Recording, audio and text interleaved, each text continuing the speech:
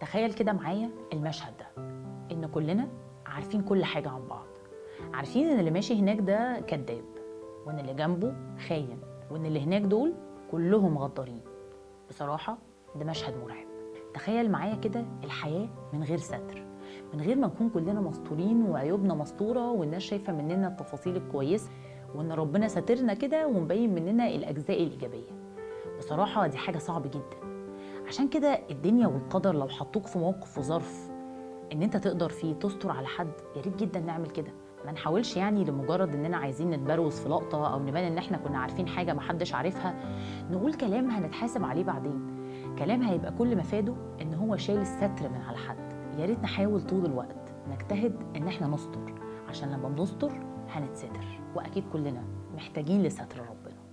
لو الكلام ده فرق معاك دلوقتي فده يبقى شيء كويس جدا. لو حسيت ان في حد تاني ممكن يفرق معاه، ممكن جدا تعمله منشن في الكومنتات.